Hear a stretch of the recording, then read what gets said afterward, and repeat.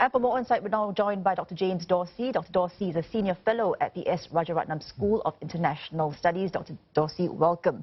So this summit, do you see it as a game changer? I don't think it's a game changer. What I do think it is that you're going to see, first of all, the different interests that the three parties have. It's notable that there's one person absent at the summit, and that's the Syrian President Bashar al-Assad, even though this summit is about what he is going to do. The Syrians clearly want to go in and take it over. The Turks are very concerned about that because they're going to have to take the brunt of the refugees.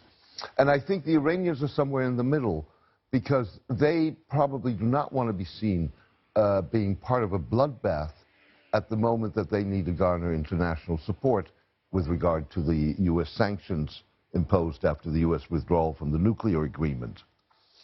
What we're really fundamentally seeing in Syria is a kicking of the can down the road. So you've had a succession of so-called de-escalation agreements in which the Syrian government took over rebel-held territory, and civilians as well as fighters were then shipped off to Idlib. And so now that process has sort of ended, and now you have Idlib as a dustbin for everybody who was shipped out.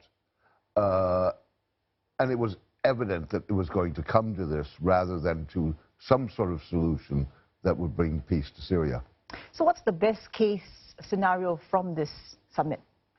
I don't know that there are good case scenarios, frankly. I think the best case scenario is a limited offensive, one that seeks to retake strategic highways, strategic points in that area, but doesn't really touch on the on those parts of Idlib where the brunt of the civilian population lives.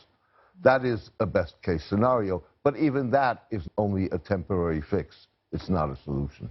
Okay, earlier you brought up sanctions. So Iran, Turkey, and Russia, they're under U.S. sanctions. So is it in their best interest to actually, forge a diplomatic solution to, heed the call against an assault on Idlib? I don't think, as a matter of principle, maybe with the exception of Iran, that the sanction issue is really going to influence this.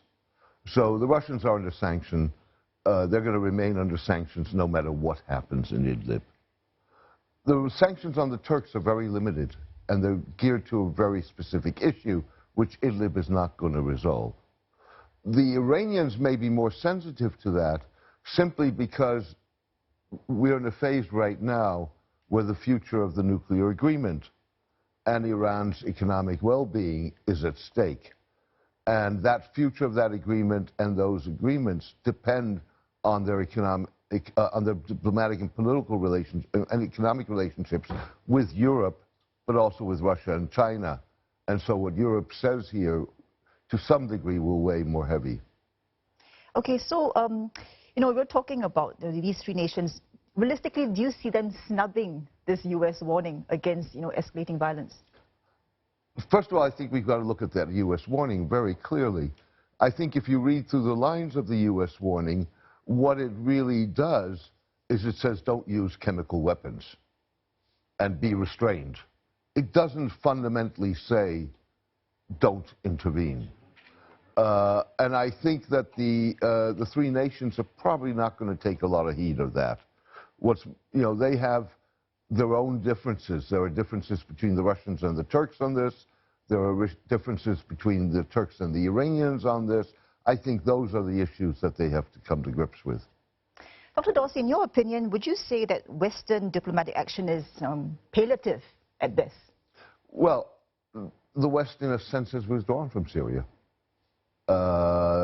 President Trump certainly has withdrawn. The Europeans never were the real force.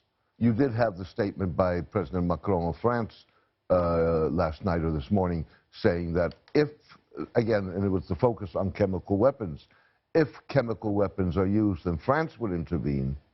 But the Europeans, or the West, as a matter of principle, has not really been the driving force in what happens on the ground in Syria, or what happens in terms of peace efforts to try and come to a resolution of the conflict. So in light of what's happening, would you say it will sort of, push the players to seek at least partial deals?